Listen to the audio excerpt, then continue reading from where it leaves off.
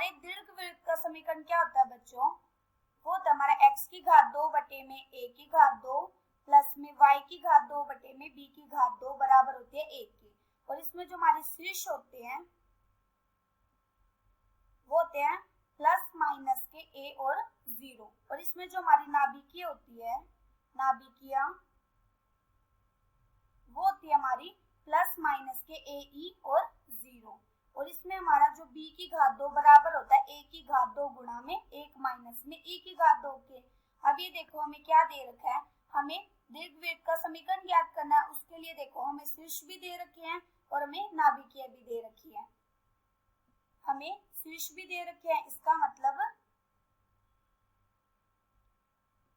शीर्ष हमारे plus minus के 2 और 0, इसका मतलब हमारा a कितना है 2 है। और इसमें हमारी नाभिकीय क्या दे रखी है, नाभिकीय वो में दे रखी है प्लस माइनस a e और 0, वो में दे रखी है प्लस माइनस 1 और 0 की। तो यहाँ से हमारा a e बराबर कितना आ गया 1। a का मान हमें पता है 2 है, जब हम इसमें लगाएंगे तो यहाँ से कितना आ जाएगा 2 गुणा में e बराबर 1। e का मान यहाँ से कितना आ गया 1 बटा में 2। अब हम क्या करेंगे, b का मान निकाल देंगे।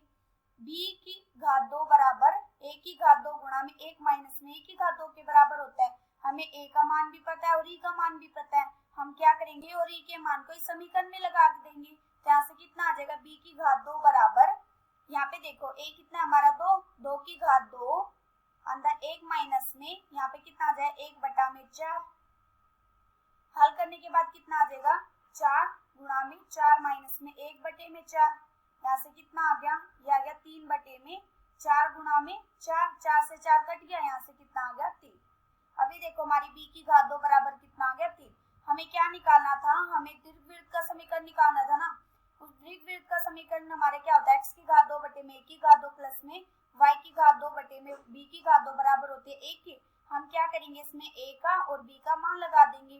तो यहाँ से कितना आ जाएगा, जब हमें a और b का मान लगा, ये आ जाएगा हमारा x की घात 2 बटे में हमें a का मान पता है, तो इसका मतलब 2 की घात 2 प्लस में y की घात 2 बटे में b की घात 2 किसके बराबर आया था हमारा 3 के, 3 बराबर 1।